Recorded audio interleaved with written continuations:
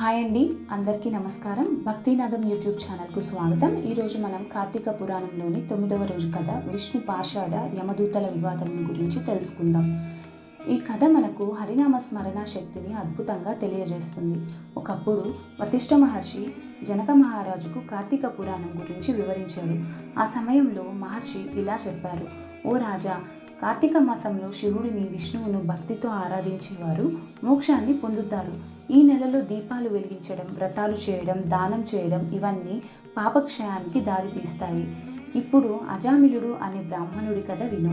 ఒకప్పుడు అజామిలుడు అనే బ్రాహ్మణుడు సత్ప్రవర్తనతో ఉండేవాడు. కానీ కాలక్రమేణా దుర్మార్గుల స్వాంగత్యం వల్ల అతడు పాపాచారాలకు లోనయ్యాడు. దురాచార్యులతో సంసారం చేసి తన కులాన్ని, ధర్మాన్ని మర్చిపోయాడు. బ్రాహ్మణుడై పుట్టిన తన జీవితాన్ని పాపంతో నింపుకున్నాడు. అతనికి అనేక మంది పిల్లలు పుట్టారు. అందులో చివరి కుమారుడి పేరు నారాయణుడు. ఆ చిన్న కుమారుని మీద అజామిలుడికి అపారమైన ప్రేమ ఉండేది. అతడిని చూచి రోజు నారాయణ నారాయణ అని పిలిచేవాడు. కాలం గడిచింది. అజామిలుడు వృద్ధుడయ్యాడు. అతని చివరి క్షణం వచ్చింది. శరీరం బలహీనమైంది. ప్రాణం పోబోతోంది. ఆ సమయంలో యమదూతలు వచ్చారు. వారి రూపం భయంకరంగా ఉంది. కృష్ణవర్ణముగా దండలు చేతబట్టి అజామిలుని ఆత్మను తీసుకెళ్లడానికి సిద్ధమయ్యారు. భయంతో వణికిపోయిన అజామిలుడు తన చిన్న కుమారుణ్ణి పిలిచారు. నారాయణ నారాయణ అని చివరి శ్వాసలో ఉచ్చరించాడు.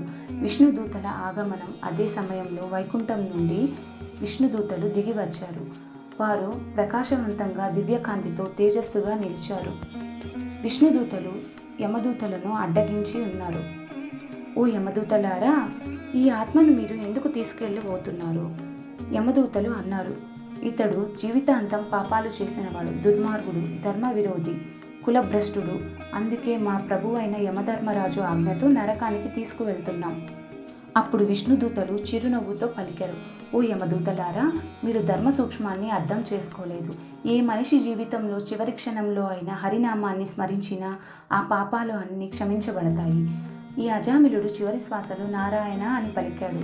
అతడు తన కుమారుడిని పిలిచిన ఆ పేరు శ్రీహరినామం కావడం వల్ల అతనికి మోక్షం లభించింది. యమదూతలు ఆశ్చర్యపోయారు. వారు మొదటిసారిగా హరినామ మహిమను అర్థం చేసుకున్నారు.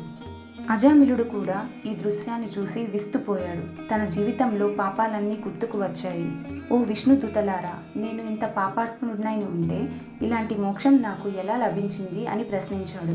విష్ణుదూతలు సంతోషంగా చెప్పారు: హరినామ స్మరణే మోక్ష మార్గం. శ్రీహరిని స్మరించిన వానికి పాపం తగదు. తన జీవితంలో ఎన్నో తప్పులు చేసిన చివరి క్షణంలో హరినామాన్ని స్మరించిన వాడు వైకుంఠంలో స్థానం పొందుతాడు. అజామిలుడు ఆనందంతో తేజోమయమైన విష్ణు విమానంలో ఎక్కి వైకుంఠంనకు వెళ్ళిపోయాడు. ఈ కథను వశిష్ఠ మహర్షి జనక మహారాజుకు చెప్పారు.